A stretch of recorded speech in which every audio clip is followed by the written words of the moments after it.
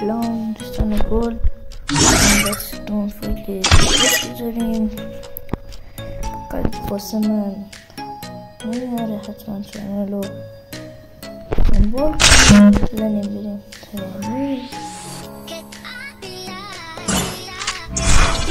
فایل لگه باسه سیتا ناردو هست، نه سیتا ناردو اصلی واسه اون سیتا ناردو هست.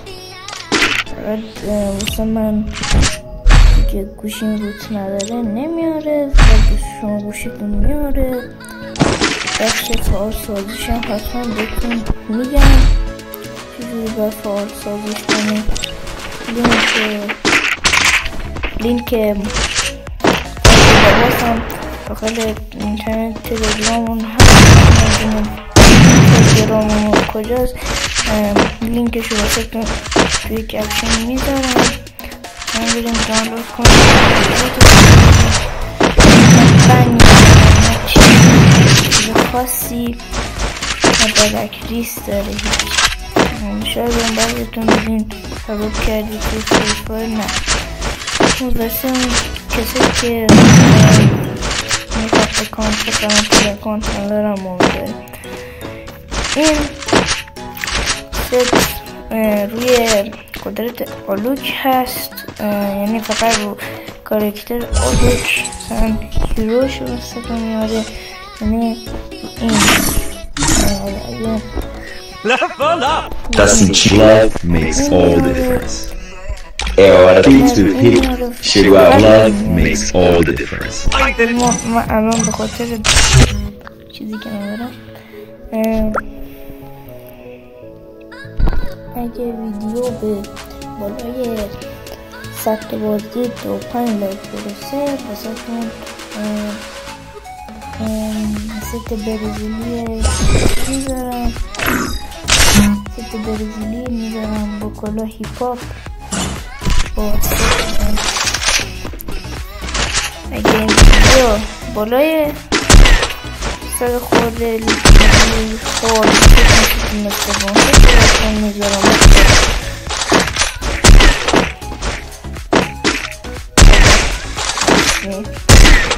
نخواستیم که توضیح کنم. توضیح 8 تا فالوور دارم، نگفتم کنیم. همین دیگه بریم واسه بخش فعال سازیش. برای بخش فعال سازی این ما باید بریم داخل تلگراممون. ست ناردو یه فقط هم برای فریفایر عادیه، میزنیم داخلش. بعد برای این فعال سازیش باید به برنامه زدارشیور نیاز داریم.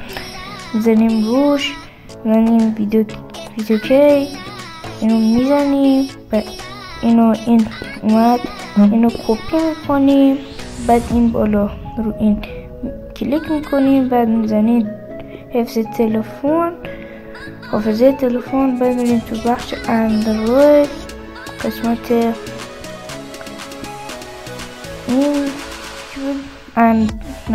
دیتا، میریم تو قسمت دیتا و اینجا فریفایر رو که عکسش هم زده پیدا میکنیم و که روش کلیک میکنیم. چون که من روت ندارم هشدار اومده. این وقتی میزنیم تایید، این نوع از روت بذارم شما موبایل فروشی کار این نداریم. وقتی چی شد میزنیم داخلش، میزنیم پذیرش برای تمام فایل ها و میزنیم جایگزین. وقتی جایگزین زدیم تایید رو میزنیم. پس واسه تون اومد. چرا میگیم شاید چین کنین بگین واسه ما بسه تو نمیاد؟ چون که من میگم که 3 بار گفتم روت گوشیم خراب است. الان میگم نشون میدم که کارکترم تغییر کرده خاطر روت گوشیم نیورده. یعنی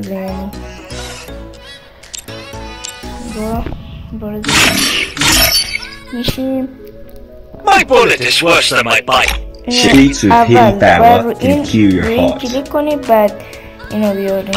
مرسی که این ویدیو رو تماشا کردین. لایک کامنت یادتون نره، حمایت کنید. مرسی، خدا نگهدار.